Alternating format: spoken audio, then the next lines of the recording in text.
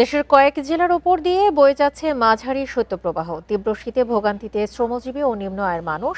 শীত পরিস্থিতি নিয়ে আরও জানাতে পঞ্চগড় থেকে যোগ দিচ্ছেন সহকর্মী শফিকুল আলম। শফিকুল, সর্বোত্তরের পঞ্চগড়ে আজকে তাপমাত্রা কত দেখছেন? এছাড়া আশপাশের এলাকাতে কি অবস্থা, আর খেটে খাওয়া মানুষের কি অবস্থা দেখতে পাচ্ছেন এই তীব্র শীতে? জি, পঞ্চগড় শীতপ্রবণ এলাকা হিসেবেই পরিচিত। সারা দেশের তুলনায় পঞ্চগড়ে কিন্তু আমরা দেখেছি যে বরাবরই এখানে শীতের প্রকোপ বেশি থাকে।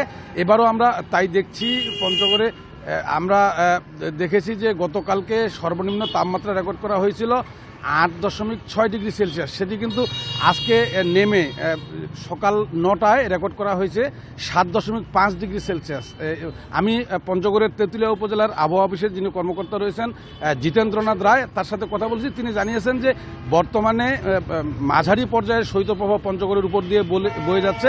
এর প্রভাবে কিন্তু আসলে আমরা দেখছি যে ব্যাপক কুয়াশা, ঘন কুয়াশায় কিন্তু আমি যদি আপনাদের একটু দেখানোর চেষ্টা করি, তাহলে ঘন কুয়াশায় কিন্তু গোটা এলাকা ঢেকে রয়েছে। এটি কিন্তু আসলে গতকালকে আমরা বিকেলের পর থেকেই এমন ঘন কুয়াশা দেখেছি এবং রাতভর বৃষ্টির মতো টিপ টিপ করে কুয়াশা ঝরছিল।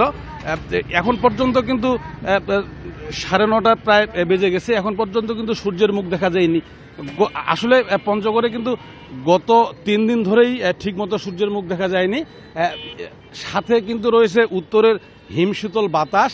এই বাতাসের কারণে কিন্তু কনকনে শীত অনুভূত হচ্ছে। আর আপনি বলছিলেন যে খেটে খাওয়া শ্রেণীর মানুষের আসলে এই সময় আমরা বরাবরই দেখি যে যারা ছিন্নমূল মানুষ, যারা খেটে খাওয়া মানুষ, তাদের কিন্তু সীমাহীন দুর্ভোগ।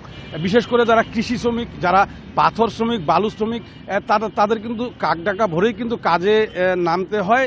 তাদের অনেক কষ্ট হচ্ছে। রিক্সা চালক, ইজি বাইক চালকরা বলছেন তাদের দৈনন্দিন আয় কমে গেছে।